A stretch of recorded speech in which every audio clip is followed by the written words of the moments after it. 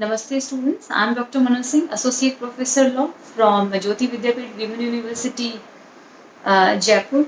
And in this session, I will be dealing with you the concept of strike from the subject Labor Law, Program is LLM second semester business law.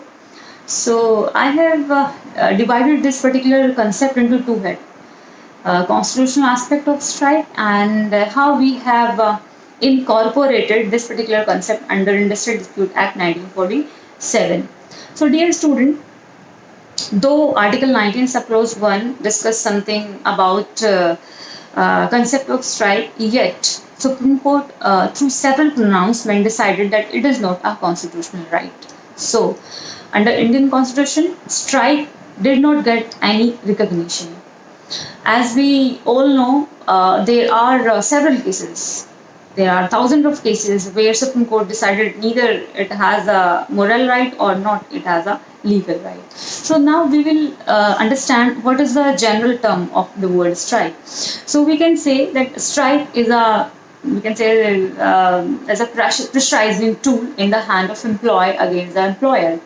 When employees try to fulfill their demands. So somewhere or other, employees use as a tool to put pressure on the employer for fulfilling their demands. Now we will understand how this particular concept has been incorporated under Industrial Dispute Act 1947. So under Industrial Dispute Act 1947, under Section 2, subsection Q, the proper definition has been given and it got the recognition as a statutory right. So under Industrial Dispute Act, with some limitation, limitation, or we can say restrictions, it got statutory right. So employees has a statutory right in a form of strike. So what is the definition of strike? Means as cessation of work by a body of persons employed in any industry acting in combination or concerted refusal or a refusal under common understanding of any number of persons who have been employed to continue to work or to accept employer. So as we go through the definition, to section 2 sub clause Q, it says कि somewhere other it is a kind of cessation of work or refusal of work. So we can say when employees stop their work for the sake of fulfilling their demands, so it can be termed or named as a strike. Now we will move ahead towards the types of strike. What are the different types of strike? How we categorize this particular aspect? So we can say the base of the phenomenon of strike around the world strike can be categorized into a economic strike, sympathetic strike, general strike, sit down strike, go slow strike, hunger strike, and wildcat strike. So there are several types of strike have been discussed under our Industrial Dispute Act 1947.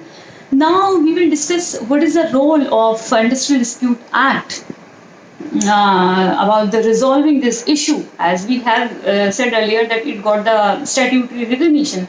So Section 22 of Industrial Dispute Act clarifies certain conditions, clarifies certain things. Said कि without giving the employer notice of strike within 6 weeks or before, it will be said or it will be announced as illegal.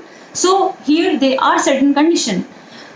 After fulfilling those conditions, the employee can only go on strike. So the second condition is within 14 days of giving such notice, and third, before the expiry of the date of strike specified in any such notice or aforesaid. And the last one is during the pendency of any conciliation proceeding before a conciliation officer and 7 days after conclusion of such proceeding. If there is some dispute has been arisen and it is pending under the conciliation board or arbitration board, so those person or employees cannot go on the strike. So they have to wait of the judgment of the conciliation board. After that they can go on the strike. So in a meanwhile they cannot go on the strike. So we conclude this topic. It is observed that strike is not a fundamental right in India, and government employees have no right to go on strike. Industrial Dispute Act 1947 limit right to strike and given a legal right of going on strike as stipulated in section 22, 23 and 24. So right to strike under Industrial Dispute Act 1947 is very much limited and regulated. Thank you, student. I hope this small video would be helpful for you. Thank you.